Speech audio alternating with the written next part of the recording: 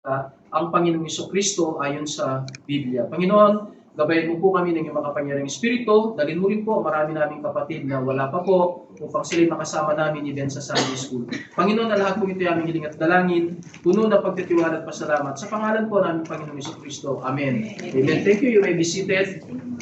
Siguro tatapusin natin ngayon ito. Kung hindi natin matapos, ano na lang kayo, i-wait nyo na lang yung lesson, no? Sabi ko kay Sister Erlyn, pag first time visitors, pwede rin namang magdala ng kopya, yung mga regular attendees.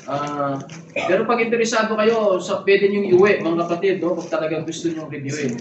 Okay, inaral natin yung the person and work of Christ. Tandaan nyo po, Christmas, bagong taon, tayo mga Kristiyano, dapat ang sentro natin is the Lord Jesus Christ. No? At hindi lang Pasko.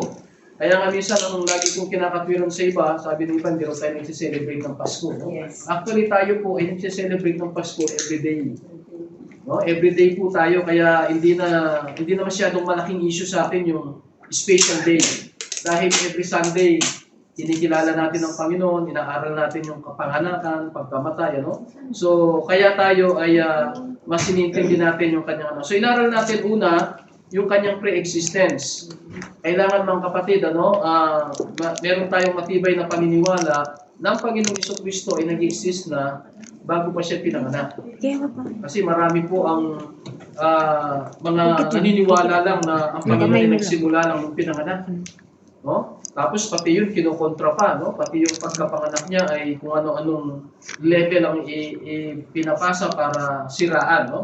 Pero tayo mga kapatid, we know na andyan ang Panginoon, napakarami na nating talata na inaral. Sabi nga ng John 1:1, in the beginning was the Word, and the Word was with God, and the Word was God. Tapos pag tinuloy nyo sa verse 14, the Word became flesh. So siya yun, no? Nag-exist na siya beforehand. Tapos siya rin yung naglikha sa lahat, kaya lang dahil kailangan tayong tubusin, siya ay kinailangan magkatawang tao. Marami tayong talata, yung John 1:18, sabi nga, siya yung nagpapakilala sa Ama dahil siya yung kasama ng Ama mula pa nung simula. No? Kung hindi nag-exist ang Panginoon, hindi niya pwedeng ipakilala ang Diyos Ama. No? Sa Colossians 1:17, nandiyan pa lang ako sa page 1, no? Binabanggit doon, He is before all things. Nauna pa siya sa mga anghel. Nauna pa siya kay Adan. Nauna pa siya kay Abraham. Mga kapatid, no? Kailangan i-review niyo yung mga verses, kaya kayo binibigyan ng kopya, no? At pwede niyo lang iuwihan mamaya. Letter B, doon sa deity niya, inaral natin na maraming prophecies patungkol sa kanya, talagang siya yung tinutumbok. Walang ibang pinakamaraming prophecy pa sa Bible kundi ang Panginoong Jesucristo. One time, inaral natin si John the Baptist, pagkakaintindi ko, may 3 talata lang na pinaprophesy patungkol kay John the Baptist. 3 lang yun. No? Pero sa Panginoon, libo yan. Libo-libo yan mga kapatid. No? And then number 3, yun lang, kailangan aram yung sagutin pag sinabi ng, bakit hindi niya sinasabing direkta na siya Diyos? Paano niyo sasagutin yun? Yung iba kasi gusto nila pati ang Diyos diktahan. Kung talagang Diyos ka, dapat sabihin mo direkta na Diyos ka. Alam mo, kahit sabihin ng Panginoon na Diyos siya, hindi pa rin sila maniniwala Ganun ang konsepto pala ng unbeliever. Minsan, nagde-dare lang siya na, pag ganito, maniniwala ako. Pero pag pinakita mo yung hinihingi niya, hindi pa rin siya maniniwala. Di ba? Yung iba, pag sabi nung nandito ang Panginoon, pagka nagbilagro ka, maniniwala kami. Nagbilagro siya. Binuhay niya yung patay. Pinagaling niya yung mensat. Alam mo, sinabi na naman nung hindi naniniwala, sige, hindi namin matanggihan na nagbilagro ka. Pero yung milagro mo yan, galing kay Satanas. Kita nyo? Talagang ang daming pag ayaw talaga maniwala ng tao, ang dami niya talagang gagawing dahilan, no? So, mga kapatid, subalit, inaamin natin yan, hindi niya sinabing direkta, pero maraming implication. No, yung mga implication na sinasabi niya, bakit si David, tinawag niyang Panginoon yung anak niya? Walang ibang ibig sabihin yun. No? Meron pa siya sinabi kay Satanas na thou shalt worship the Lord thy God only. Kung sinasabi niya kay Satanas, sabi ni Satanas, kung talagang anak ka ng Diyos, lumod ka nga sa harapan ko. Sinasabi ng Panginoon, sumamba ka lamang sa Panginoong Diyos. Hindi niya sinabing siya yung Diyos. Pero implication ang tawag doon, no, kapatid, no? At tayo mga Pilipino, mas malakas ang dating yun. Mas malakas ang dating yun, no? Yung bang hindi mo direktang sinabi, pero yun ang nilalaman ng sinasabi mo. No? Method ng communication niya. Number 4, yung mga disciple niya, ito yung huli nating inaral dati, no? Na talagang sinabing direkta na si John, si Peter, si Paul, si Thomas, si James, at maaaring meron pang iba, no? Hindi naman comprehensive yung lista natin. Punta tayo ngayon sa number 5. Ito yung paaral natin ngayon. Alam nyo, isang katunayan na si Diyos, hindi niya pinagbawalan, manapay tinanggapan niya ng may kasiyahan yung pagsamba sa Kanya. Di ba? Tayo mga tao nga, minsan kapag nagpasalamat sa yung tao, hindi naman talaga sa'yo, no? Galing yung ikaw lang ang taga-abot. Sabi, ay, hindi galing sa akin yan. Pinaabot lang yan. Sana, merong nagpadala ng no? Pasalamatan mo si ganito, kung pwede, i-text mo. Hindi natin kiniklaim kasi hindi galing sa atin. So, ang Panginoon, siya yung ay nagtuturong wala ka sasambahin iba, kundi ang Panginoong Diyos. Tapos may sasamba sa Kanya, palagay nyo, hindi niya sasawayin yun. Sasawayin niya yun. Sasawayin niya yun, no? Pero tingnan natin, sa Matthew chapter 2, ito, Pasko, tama, Pasko, no? Ang sabi ng Matthew chapter 2, inaral na rin natin to ilang beses na, no? Ang sabi ng Matthew chapter 2, sabi ng mga wise men, nasaan ang hari, pinanganak na hari ng mga Hudyo? Okay, chapter 2, verse 1 and 2. When Jesus was born in Bethlehem, yun yung kasama sa kanta natin, no? In Judea, in the days of Herod the king, behold, there came wise men. Wise men to, mga matalinong tao to, hindi to mga bata, no? O walang kaalaman. From the east, ang tawag nga sa Tagalog, mago.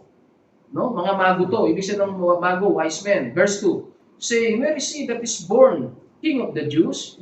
For we have seen his star in the east and are come to worship him. Ang kapatid, tayo nga dati nalalayuan tayo dun sa Masig. Ang pamasahe natin, 1,500, 1,600. Dito, kalahati na lang, 700 na lang kami, ha? Pero, hindi ibig sabihin nun na palaging gano'n, na tayo, mag-a-adjust tayo kasi nahihirapan. Hindi, ito, layo eh.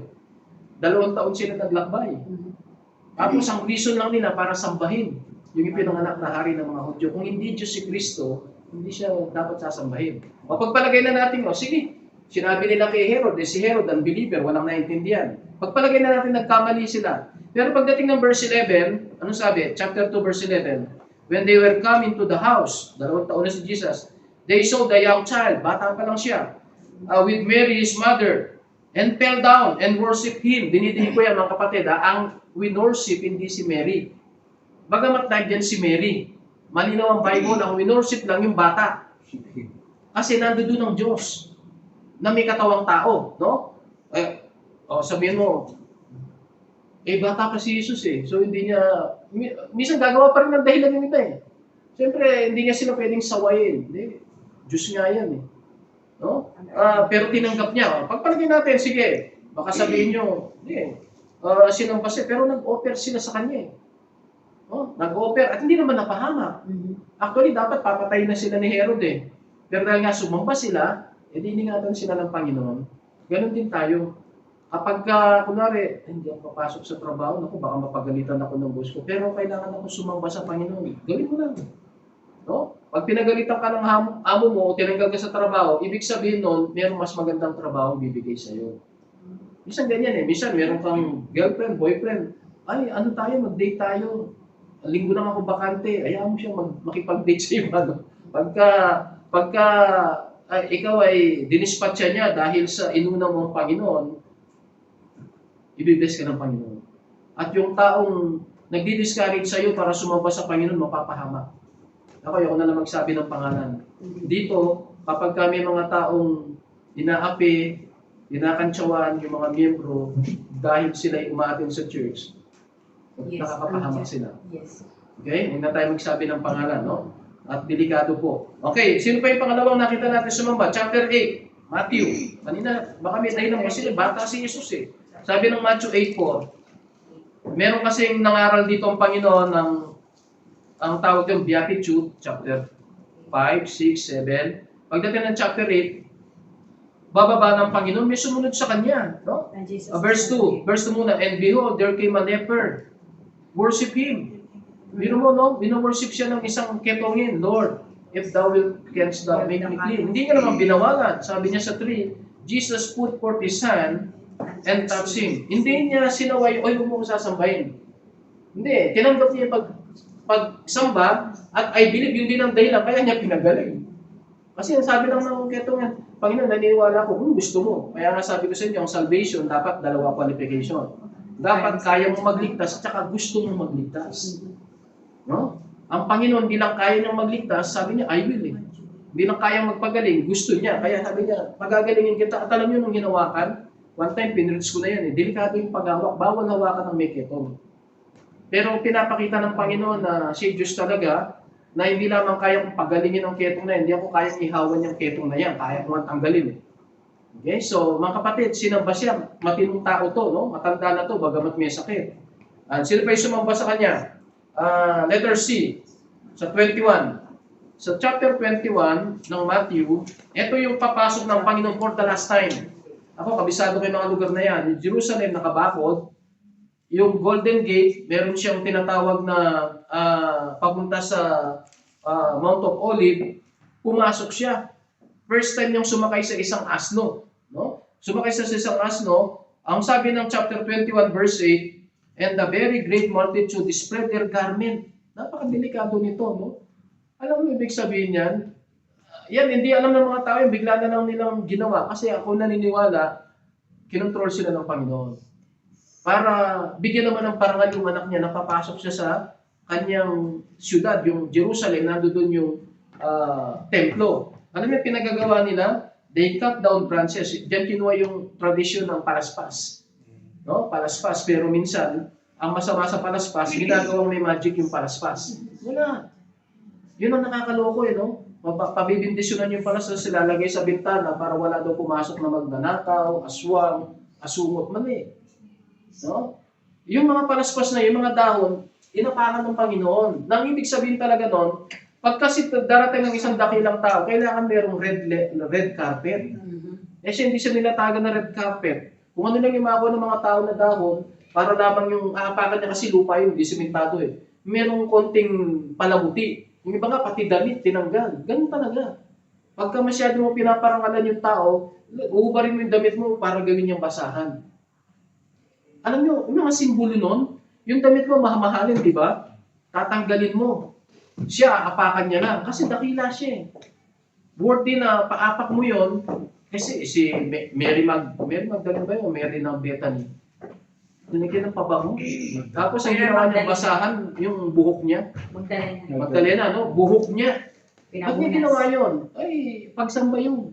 Mga kapatid, now, kung hindi man natin sila makumbinsi kasi wala silang Holy Spirit, at least man lang tayo ng mga Kristiyano. Minsan kasi, kontento na yung Kristiyano na save lang. Tapos hindi nag-aaral sa Bible. Kaya hindi natin makumbinsi yung iba. O kaya pagka nakarinig ka, alam mo yung Facebook, nasa loob ka lang ng bahay, kung ano-ano yung nakakalkal mong, ang dami kayang lahat. Ang daming masama, no? Pag wala kang, yari ka, no? So mga kapatid, ang ginawa ng mga priest, tingnan yung mga priest, sabi ng mga priest, bawalan mo nga. Pero ang sinisigaw nila sa verse 9, ang sinasagal nila, Hosanna, blessed is he, Hosanna to the Son of David, sa verse 9, blessed is he that cometh in the name of the Lord, Hosanna in the highest. Alam niyo, Hosanna, yan yung wino-worship mo talaga, no? And then, sabi ng mga tao, this is Jesus, the prophet of Nazareth of Galilee. Verse 12, and Jesus went into the temple of God, and cast out all them that sold and bought in the temple, and overthrew the tables of the money changers, and the seats of them that sold doves. Alam mo, minsan ginagawang komersyo, ingat tayo dyan. Ha? Huwag tayong pupunta sa church dahil sa ibang motibo. Yung iba kasi, yung mga pariseo, ginawa nilang komersyo. Kasi nga, pag mag-aanay, kailangan may yung tupa, baka. Kung galing ka sa Mindanao, pupunta ka sa Luzon, ang buhat-buhat mo yung baka, no? Lagi na, magdadala na lang ng pera, no? Ayan, welcome, Sister Melrose, no? And then, bigyan siya ng kopya ng ating lesson. 15 minutes na lang mga kapatid, no? So, ang kinukwento ko sa inyo mga kapatid, kapag ka ganito na sinasabi ng salita ng Diyos, worship ang Panginoon. Kasi may prophecy patungkol sa Kanya. Kaya lang pinagbawalan sila. Tapos pumasok siya. Alam niyo, ba't may ginawa yun? Yung mga nagtitinda ng ibon, ng lupa, pinagtutumba niya. Tapos yung mga exchange. Ibig sabihin ng exchange, kapatid, kailangan alam niyo yung mga background kahit inuulit-ulit ko para ma-appreciate nyo, no? Hindi ka kasi pwedeng tayo, kaya natin mag-offering ng dollar, ng dirhams, ng peso, tinatanggap lahat dito, no? Bahala na yung mga treasurer natin ang gumawa ng parang. Sa kanila hindi pwede. Kailangan yung pera lang ng mga Hudyo.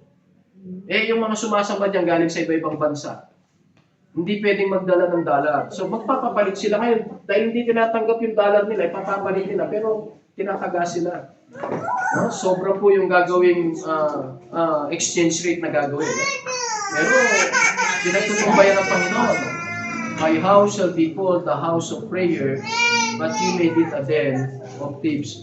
Okay, and then ang sabi rito mga kapatid, binabawalan nga yan ng mga high priest. Sabi nila, ba't hindi mo bawalan? Verse 15, when the chief priest and the scribes saw the wonderful things that he did, the children crying in the temple, saying, Hosanna to the Son of David, they were so displeased, and said unto him, Hearest thou that this say? And Jesus said, Have ye never read, out of the mouth of babes and sucklings, thou hast perfected praise.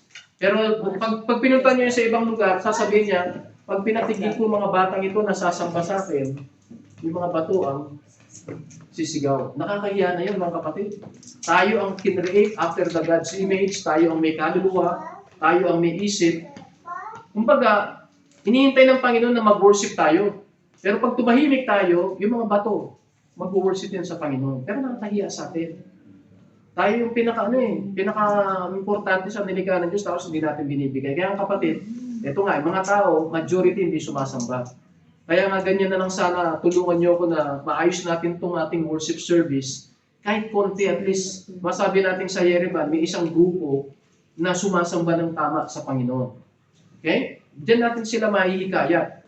Pero mga kapatid, sinamba siya, no? Tapos letter D, ito na yung binabanggit kong si Mary, chapter 12. John chapter 12. Tama, nandito si Sister Mary, no? Mary Rose. Ito yung kinuha yung pangalan niya dito eh. Chapter 12 ng John. Ang sabi ng John chapter 12, verse 3, Then took Mary, si Mary of Bethany yan, a pound of ointment of his spikenard, very costly. Mga kapatid, huwag natin tipirin ng Panginoon. No? Sa oras, baka sinasabi nyo lagi, pag may oras po ako, Panginoon, sasamba ko. No? Ang Kristiyano dapat, nakaplano na yan. Dapat nga, seek ye first the kingdom of God. No? Si Mary, yung pabango niya, alam niyo, nung panahon na yun, pag mahirap ka, mahalaga yung pabango, no? Napakamahal daw. And anointed the feet of Jesus. Di ba yun, normally ang pabango, saan natin ilalagay yan? Sa ulo, di ba? Sa leeg. Tinitipid natin. Ako, nung nasa probinsya ako, pag may nagbigay na, kunwari, galing sa abroad, ano yung pinamimigay natin sa Dubai? Tagpa 5 dirhams, yung mga sample. Pero kung di mo naman alam yun eh. Talagang first time mo makano, gagad-gad mo ng konti. Maliit lang yung sample eh. Tinitipid pa. May special na lakad ka lang. Eto mga kapatid, mamahalin, mahirap lang sila. Pero at ang inanoint niya, paa lang. Ano ibig sabihin pag paa? Mga kapatid, sa Bible, ang simbolo lagi ng paa, yun yung pinakabababang parte ng isang tao. Kaya sa giyera, bago patayin, yung kalaban ng hari, aapakan muna. Sinisimbolo na yung pinakamataas mong bahagi, yung ulo, pinaka-protectionan mo, kaya ko ng apakan. Ibig sabihin, talo-talo ka na. Ang Panginoon, kumbaga si Mary, hindi ako karapat-dapat na hawakan ng ulo niya. Hindi ako karapat-dapat hawakan ng katawan niya, no? Pero Panginoon, kahit paa lang. Pagsambayo, kasi pag nabing paa, tingnan nyo, magkatapat kayo. Kailangan kang yumuko. Tatanong nyo, ibig sabihin ng samba, dalawa yan eh. Ang ibig sabihin ng samba sa Old Testament, yumuko ka. Idikit mo ang ulo mo sa lupa. Kaya yung mga Muslim, tama pa nga yung method nila, kaya lang iba yung sinasamba nila. Pero tama yun ang biblical, yung to bow down. Okay? O si Mary, nakaupo pa nga ang Panginoon eh. O bumaba pa siya. Pagsamba yun. No? Tapos ang isa pang ibig sabihin ng pagsamba sa New Testament, to kiss. Yung mahalikan mo, talagang ibig sabihin na mahal mo. Medyo nagkaroon na ng pagbabago sa New Testament kasi nga binayaran na ng Panginoon yung kasalanan natin. Kaya parang kaya mo na siyang yakapin at halikan. So yung pagsamba talaga, pag pumunta kayo rito, dalawa yan, no? Humility, huwag kang maging mayabang, magpakababa ka sa Diyos, pero yan mo sarili mo na actually parang intimacy yan.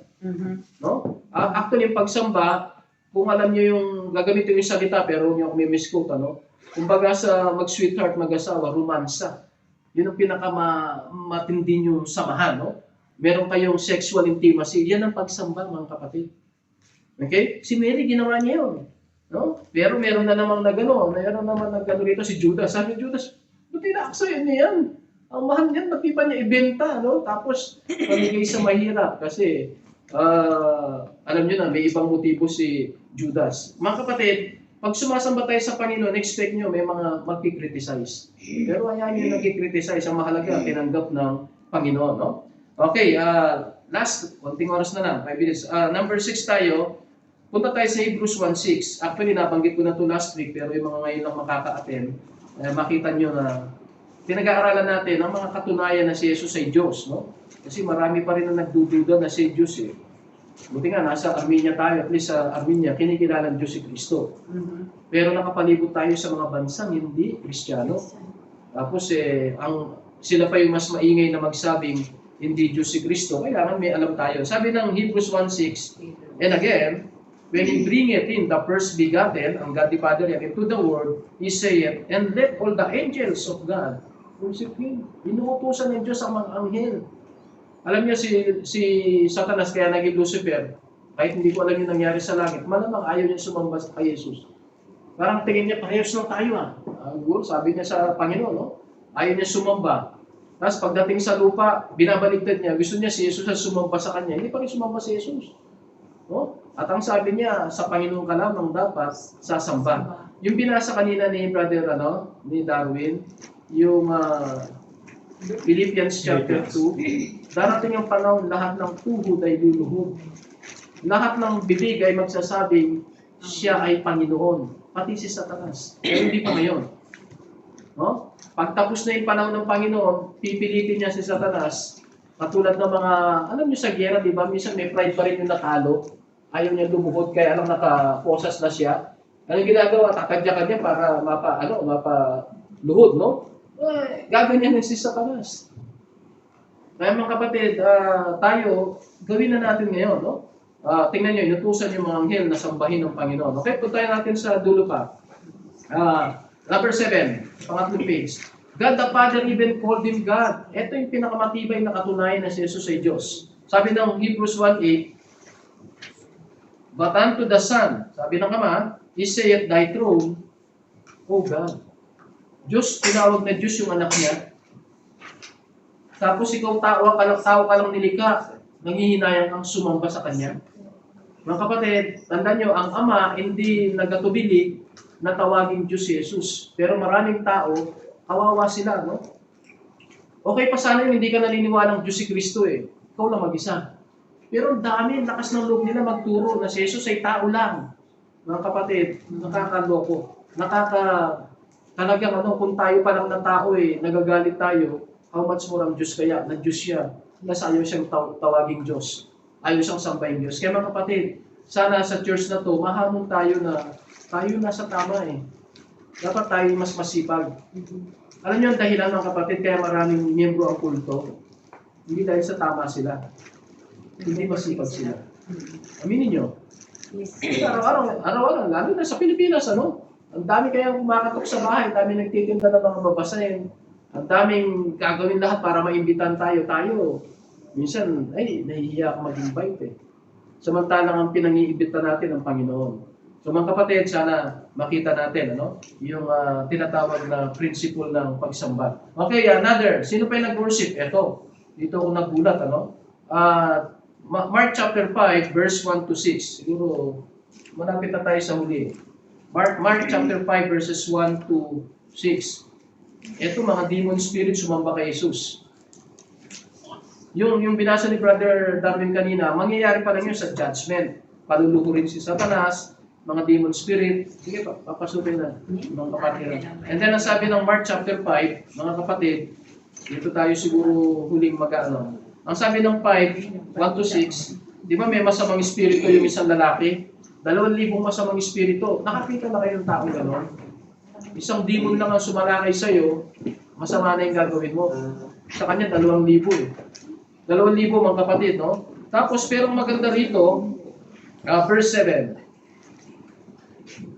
Verse 6. But when he saw Jesus afar off, masamang espiritu to, he ran and worship him. Yung Diablo, no? Tumatakbo siya para sambahin si Jesus. Samantalang tayo, hindi naman tayo Diablo, ayaw natin sumamba sa Panginoon, no? Sabi sa verse 7, and cried with a loud voice, nakikiusap siya, what have I to do with thee, Jesus? Thou Son of the Most High God. Kita mo?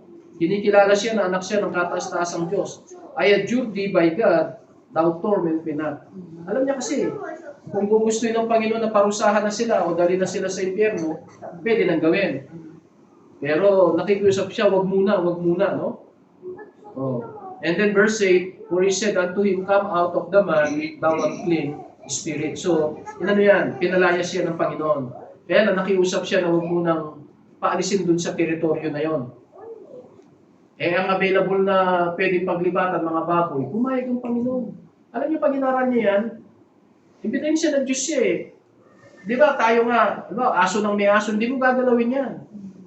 Hindi mo nga paluin yan kahit tumatahol eh. Baka magalit yung may-ari eh. Ang Panginoon, 2,000 baboy. Willing siyang patayin yun. Bakit? Siya ang nagmamay-ari niya mga yan.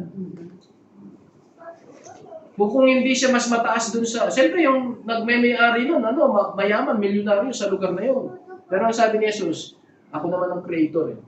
At saka ang sa pinakikita niya, mas mahalaga yung isang tao kaysa sa 2,000 baboy. Pero minsan may tao. Nulunod ko sa inyo. Dahil lang sa baboy, hindi ma-attend sa church. May miyembro kaming gano'n. Pastor, sorry hindi ako naka-attend. Bakit kapatid? Wala kasama yung baboy ko. Wala yung tatay ko eh. Pagbaguan, hindi ko muna ma-review pero sa isip ko, pambihira. Dahil lang sa baboy, hindi ka umattend, pinabaya mo. Dito, kahit na 2,000 baboy pa yan, at hindi naman talaga sa kanya nakapangalan, pero dahil Diyos yan, lipat kayo. Para lamang maligtas yung isang kaluluwa na may masamang espiritu. Legion kasi, pastor, anong katunayan yun na 2,000 yan? Sa verse 9, nung tinanong niya kasi yung masamang espiritu, ano bang pangalan mo? Pangalan niya Legion. Pagka alam niyo yung Roman soldier, pag sinabing 1 Legion, 2,000 yan. Kumbaga sa sundalo Pilipino, batalyon. Ang batalyon, sa Roman na sundalo, 2,000 yan. Ngayon, ang mas ebidensya na 2,000 yan, nung pinalipat sila, ilang libo yung namatay. Tingnan nga natin kung saan napunta yung mga baboy. Di ba lumipat sila? Anong verse ba yun? Nandiyan lang yun eh. Pinalipat sila sa baboy. Verse 13 po. 13. And forthwith, nung pumayag siya, gave them leave. Sabi niya, sige, layas kayo dyan, lipat kayo. The unclean spirits went out, entered into the swine, and the herd ran violently down a steep place into the sea. They were about 2,000. 2,000. Mga kapatid, pag hindi ka born again, delikado kang pasukin ng masamang espiritu. Hindi lang isa, 2,000. No? So, i-conclude natin itong lesson natin mga kapatid. Dun sa number 9, tingnan natin, baka may time pa tayo next week. Kasi 2025 na next week, mga kapatid. Salamat kung naka-attend kayo ngayon. Nakalagay dyan, the chief charge at his trial, mabigat dito, was that he made himself the Son of God and he did not deny it. Basahin nyo na yung mga verses. Ang isa pang malaking katunayan na si Diyos, ang kaso niya ay yung sinasabi niyang Diyos yan.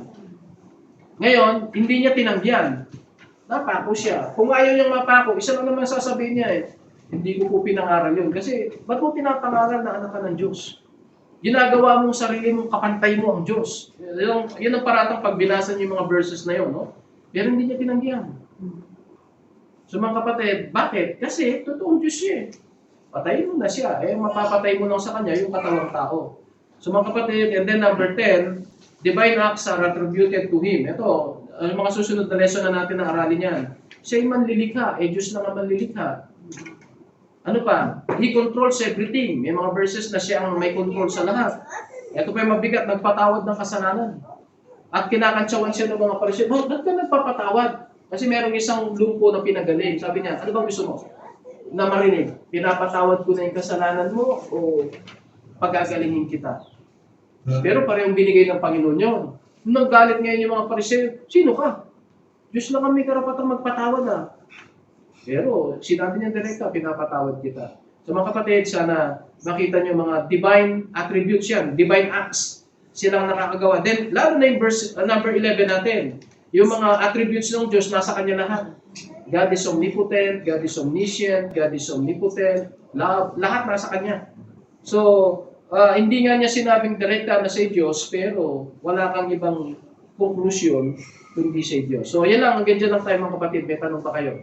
Tutuloy pa natin yan, no? Itutuloy natin doon sa mga attributes, yung mga divine acts, pero I hope, iuwi nyo na yung kopya nyo, no?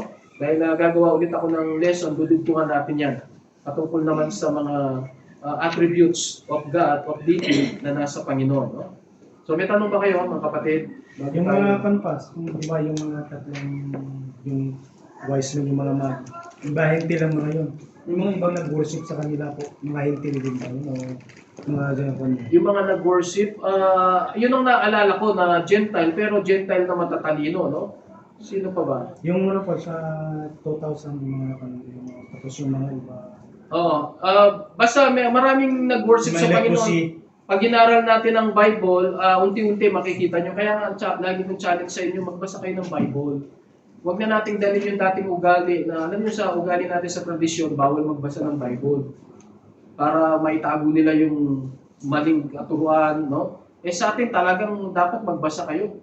No? Kasi mas maganda yung, sabi kasi, pag nangingisda ka, imawa, bumili ka ng isda, binili mo, tapos niluto mo, okay, nasarapan ka kasi isda yun, tilapia eh.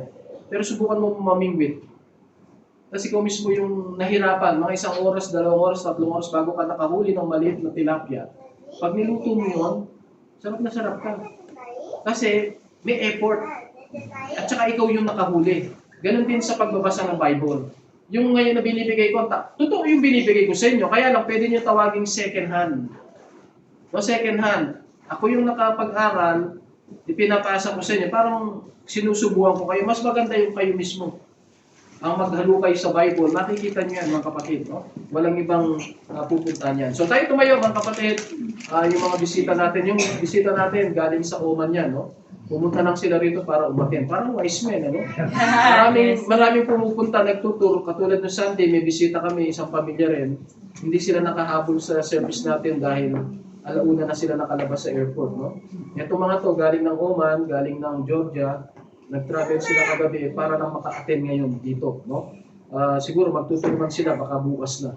Okay, tayo manalangin. Salamat Panginoon sa iyong salita. Bless mo po ang mga naipahayag na katotohanan at nawa ang mga kapatiran.